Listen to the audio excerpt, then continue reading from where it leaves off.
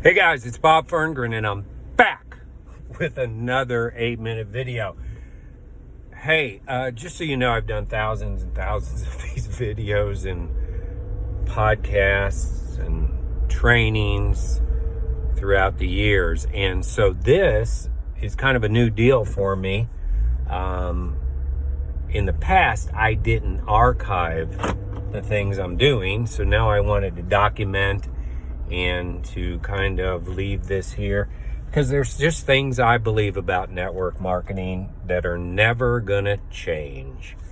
Now, not only do I believe there's things about network marketing that are never gonna change, but I also believe there are tactics, if you will, that will always be changing. So I'm kind of a mix between the old and the new, if you will, in terms of how to do the business in this brand new era, which, by the way, I think is the greatest time ever for network marketing, because it's the greatest time ever for people to take control of their finances. So my desire in these 8-minute videos is to help you understand that, and I'm going through a series right now of timeless truths mixed in with, kind of the modern way of doing our business. And so one of the most important things you have to understand is that it is a business, right? And there's just this huge difference between people who treat this as a business and people who treat it as a hobby, right? Hobbies typically cost us money. Hobbies take up a lot of time and they can be very satisfying. In the recent shutdown of the country, we played tennis probably an average of 6.5 days a week. I mean, it probably was 7, but I don't want to fib. So 6 to 7 days a week we played tennis. We had a great hobby. It took up a lot of time. It never sent us any money. And we spent money doing that. Now, it turns out the place that we played normally charges, but with this weird nonsense going on in the world, it was just free and open. So we kind of got a benefit of not having to pay to play, if you will, during those times. But it's a hobby and it took up a lot of time. I think of other hobbies like golf. Golf takes up a lot of time. I mean, if you want to be good at it, and it takes money, right? You could have other, maybe you like to travel. Takes up a lot of time and a lot of money. And there's nothing wrong with hobbies. Are wonderful. Hobbies are great. But this is the business, right? And as a business, there's just certain things you have to do. If you opened up a dry cleaning store, right? That means if you were going to open a business, a dry cleaning store, there were things you'd have to do. Like show up at 8:30 every morning, or whenever you open a dry cleaning store, probably a lot earlier than that. 6 a.m. every morning and open the doors. And if you're the sole owner, you're probably there a lot. I mean, a lot. You're physically in the place, and probably, especially initially, you don't hire a manager, maybe just a couple of employees, probably family members. But you're there. There's a discipline. You don't go, this is how we're going to make our income to feed our family. But it's Tuesday, and there's so much negative news. I think we're not going to go open up our business. You see, there's a really good example right there of where people don't make it. If you're not treating this as a business that needs attention every single day, well, it's going to really be a hobby, right? And hobbies we kind of get to when we can. Businesses, we are grown up, adult, if you will, and we're disciplined.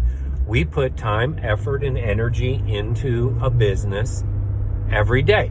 Now, one of the coolest things about this business is the leverage side of it. It don't take as much time as other businesses. Quite frankly, I've seen many people do really well on a couple hours a day. I mean, like really well on a couple hours of a day. Now, not wasting their time staring at social media, but focused effort. And as you begin to follow me, you're going to understand that the only action I believe that is real action is when you are communicating with another human being.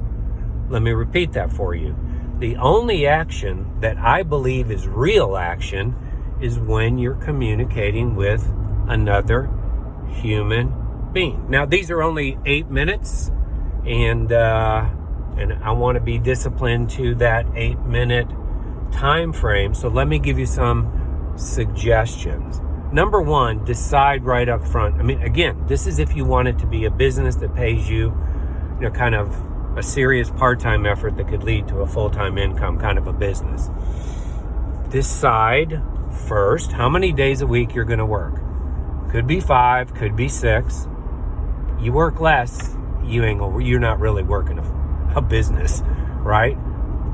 But, typically if you're brand new, it's probably 6 days a week.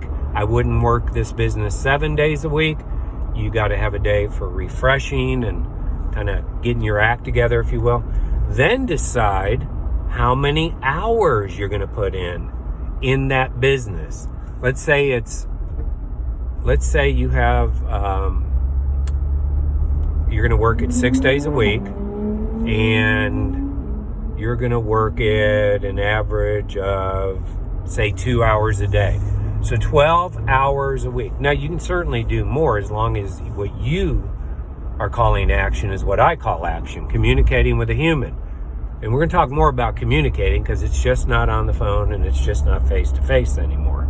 But you're actually engaged in some form of communication with another human, not looking at humans, but actually communicating with them. And hopefully having lots of those type of conversations going on. There's lots of things I'm going to share with you about how you can have lots of conversations going on at once in this brave new world. So, those two things, right? How many days a week are you going to work and how many hours are you going to work it, right? I believe you can have tremendous success in 10 to 12 hours a week. You'll have less success under 10. You'll have more success over 10. But you can have tremendous success in this industry in about 10 to 12 hours consistently a week. One of the biggest traps we have here is that we have these people who work it like a roller coaster. So there's people who go crazy on it, especially after a big event, put in 20, 30, 40 hours for 2 or 3 weeks, and then they drop way off to maybe 2 to 3 hours a week. And so that's not consistency. I'm going to be talking about consistency. I'm going to talk more about discipline. But if you can get those two things under control, how many days a week you're going to work it and how many hours a week you're going to work it, and then make it non-negotiable. If you make it non-negotiable, you will have success. I'll finish with a story. Back when I got started in network marketing 18 years ago, and when I finally said yes to the business, I determined a certain number of new people I was going to talk to every day. Now, I had multiple businesses at that time, so I said, I'm going to talk to 3 new people a day. There were days I'd be driving back home from Miami to Orlando, and I would stop at a convenience store knowing the chances of that guy even being interested were pretty low, but I wanted my check mark to get my third person I was going to talk to that day. And I would just stop in, buy a bottle of water and say, hey, have you ever thought about, starting your home-based business? I got my check mark. And you have to take that approach, that the number of days you're going to work and the number of hours you're going to work are non-negotiable. We're going to talk more about discipline in an upcoming video. Hey, let's go.